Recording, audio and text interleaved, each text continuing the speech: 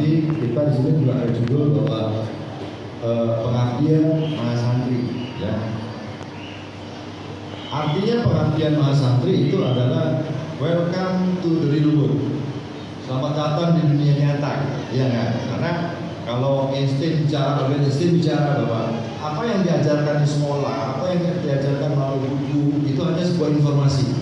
Jadi informasi yang kita dapat, ya, informasi yang kita pelajari, ya, yang kita peroleh dari apa yang kita baca, apa yang diajarkan oleh para ustaz. Sementara apa yang kita lakukan itu adalah ilmu pengetahuan.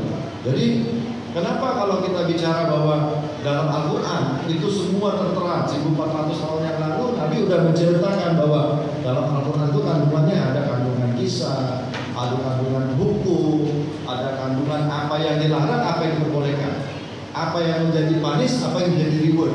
Ya, itu dalam kisah itu berarti kita belajar sejarah supaya kita jadikan ibroh bahwa ini saya kalau begini nggak boleh, kalau begini saya boleh, kalau saya begini saya akan jadi ini, kalau saya begini saya bisa jadi itu. Nah, di dunia nyata di dalam ilmu pengetahuan umum, terutama di luar negeri, siapa yang nggak lulus mata kuliah sejarah nggak lulus. Jadi tingkatan sejarah itu menjadi nomor satu. Supaya apa? Supaya ibroh itu pengalaman orang yang bisa kita ambil, yang bisa menjadi tumpuan kita untuk apa yang kita lakukan di kemudian hari. Oh, saya punya guidance, saya punya guide, saya punya batasan bahwa saya boleh begini loh, saya nggak boleh begini. Saya nggak bicara bahwa penghafalan Quran itu bicara dalam satu kata, terutama tentang akhlaknya. Saya nggak bicara itu karena akhlak udah embedded, udah mandatori bahwa harus akhlaknya sesuai dengan apa yang diajarkan oleh Al-Quran. Saya hanya mengingatkan, seringkali saya mengingatkan ke anak-anak saya, ke kawan-kawan saya, kita nggak bicara akhlak, kita bicara sikap. Walaupun sikap itu bagian kecil dari akhlak. Sikap gimana? Nanti kan orang melihat, wah ini lulusan itu loh, Madinatul Quran, udah habis Quran. Oh ini ustazah. Jadi orang nggak melihat itu. Jadi orang melihatnya ustazahnya dulu. Orang melihat ustaz, orang melihat ustazah. Nanti kalau dia melakukan hal yang jelek, dibalik itu. Dari mana ya? Oh, Madinatul Quran, enggak itu sakirin itu. Oh, berarti orang pada umumnya, orang selalu ada pada umumnya. Rata-rata orang yang dari sini begini loh, gitu loh. Langsung diambil sampel. Nah itu yang saya minta bahwa dengan nanti masuk ke dunia nyata, ya apalagi kamu dalam hafal Quran, ya alhamdulillah orang senyum. Saya pernah bicara waktu di wisudawan lalu senyum, harus senyum itu susah benar. Terutama yang pakai jilbab kalau naik motor saya di kiri, belok ke kanan pasti marah. Ini dunia nyata, ini realita. Malah kita senyum aja. Senyum kan bukan berarti yang cewek kalau senyum sama orang terus gede, enggak. Orang nggak bayar kok, apalagi yang cowok nggak bayar. Terus jangan marah. Kata Nabi kan kalau mau masuk surga gampang kok, ya kan? Jangan marah, nggak boleh marah itu kuncinya. Atau dua katanya, satu tahan nafsu, sebelah kanan, sebelah kiri atau terbalik, itu masuk surga.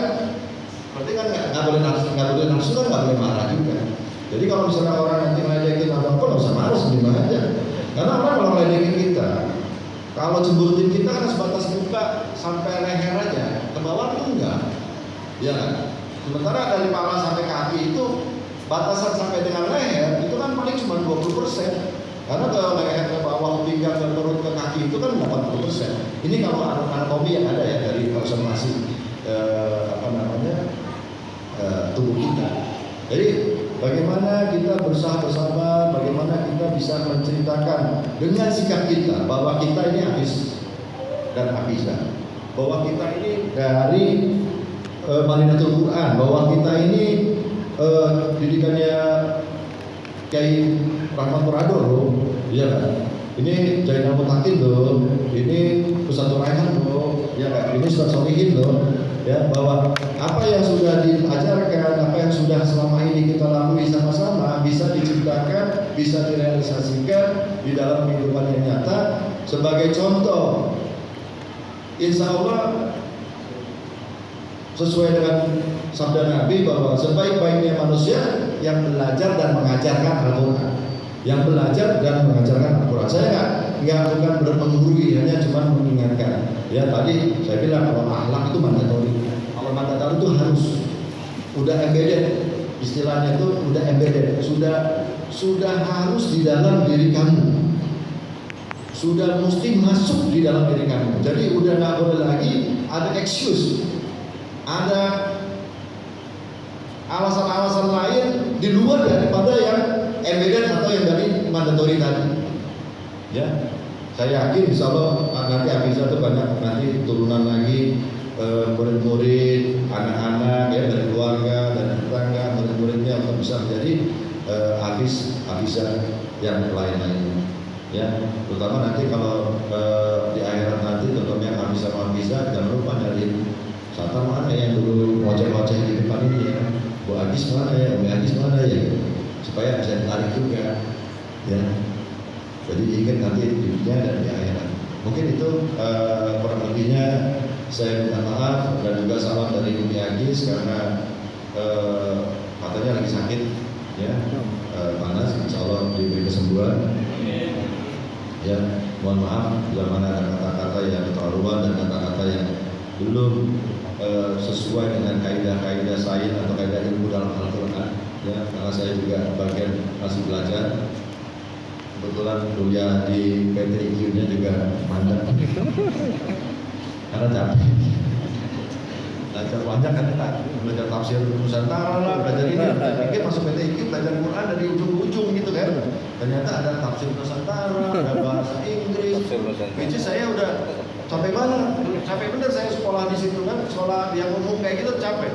Ya, saya kuliah di UI S1, di UGI S1, di Malang S1, di ITB S2 2 kali, ya di bisnis dan di kebijakan publik. Terakhir saya doktor di Brawijaya, sekarang saya lagi ngambil hukum juga di Unisula. Ambil lagi, maksud saya biar belajar ini bicara duniawi, ini sekarang saya berbicara tentang akhirat nih, bicara tentang nutil Quran, biar nanti kalau ngobrol sama santriwati sama santri saya bisa masih matching, masih bisa ngikutin gitu loh. Ternyata belajar bahasa Inggris lagi, belajar tafsir ini Nusantara. Islam Nusantara. Enggak lah, saya semester 2 ini saya berhenti dulu deh. Enggak menarik buat saya. Itu kembali ya. Al-Quran Nusantara. Insya Allah menjadi lebih baik, terutama pesantren kita, sekolah kita, terus juga para mahasantri baiknya akhwat maupun ikhwan juga diberi kesehatan pada guru-guru kita semua, panjang umur, sehat semua. Ya. Itu aja yang bisa saya sampaikan. Wabillahi taufiq wal hidayah.